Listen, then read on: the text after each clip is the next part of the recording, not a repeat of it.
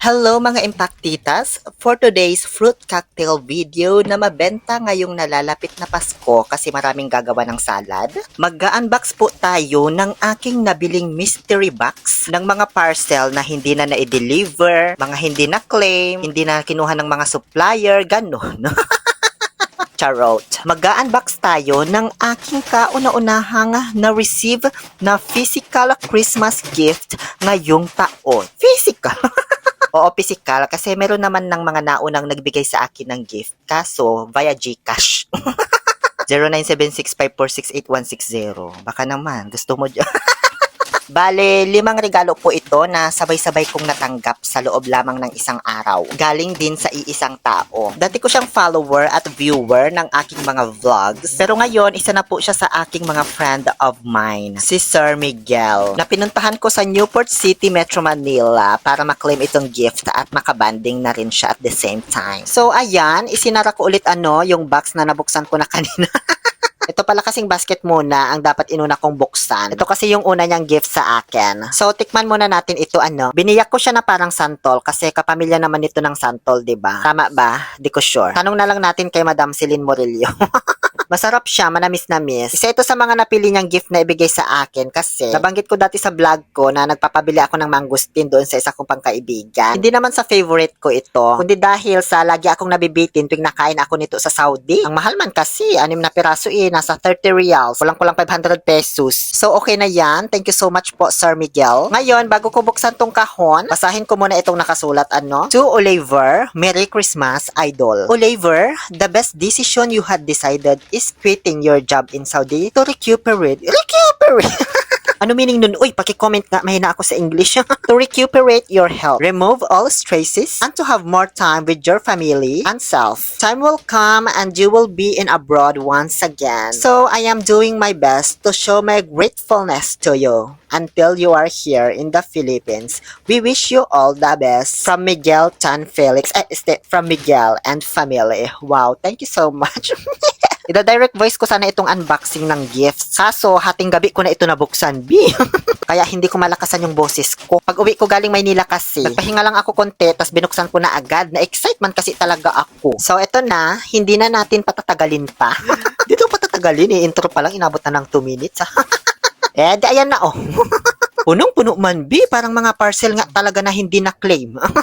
Ito yung second gift niya sa akin. Meron ulit message. I know nag-aalala ka na baka ito maubos. I wish this 12 pieces gift from Thailand is enough for 1 year. So, ang laman po nito ay mga inhalers from Thailand. Nagustuhan ko kasi yung nabili kong inhaler sa Thailand. Kaso, pinapasalubong ko yung iba. Kaya, dalawa lang naiwan sa akin. Nag-aalala ako baka maubos. Nabanggit ko din yan sa vlog. Kaya, ayun, binigyan niya ako. Ito naman po yung gift number 3. Nasa itim na parcel. May naka-note din yan. I know you love this character so much, so I bought you this gift.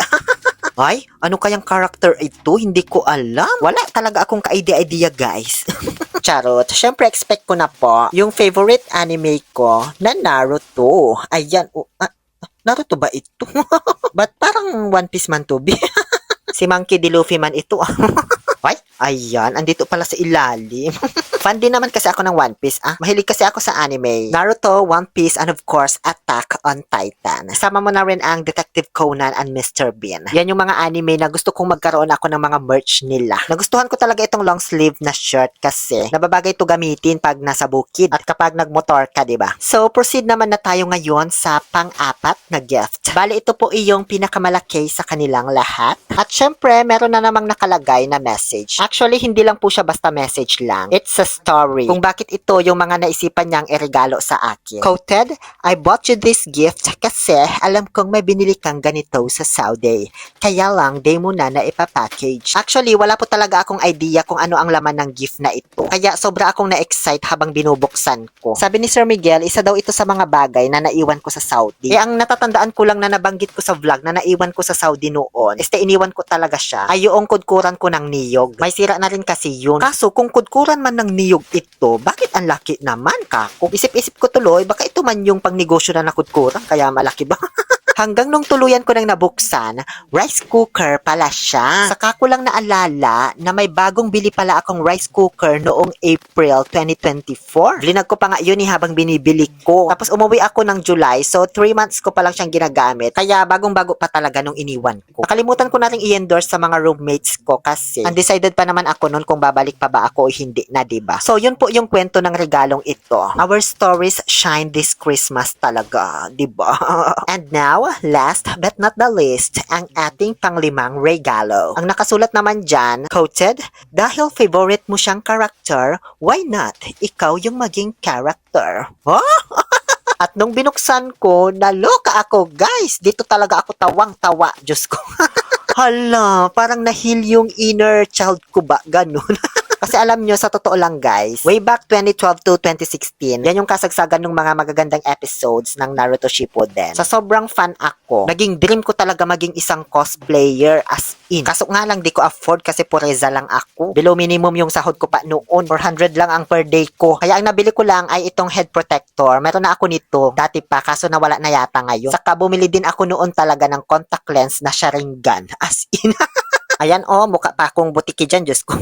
So, in short, I am a frustrated cosplayer. Pangmayaman kasi yung mga ganyang hilig. Uy, at ayan na po lahat ng mga regalo sa akin ni Sir Miguel. Maraming salamat po, Sir Miguel. I really appreciate. Actually, sobra-sobra na nga ito. Hindi ko na alam kung paano ito masusuklian. But I will try my best na patuloy na makapagbigay saya. Yung binibigay nyo pa nga lang na suporta sa akin. Panonood ng videos ko, pag-share, pag-comment. Napakalaking regalo na po yan for me. Kaya, taos-puso po talaga ang aking pasasalamat sa inyong lahat. Muli, ito po ang inyong Happy Pill Oliver Castro na nagsasabing, no to toxicity, let's make people happy.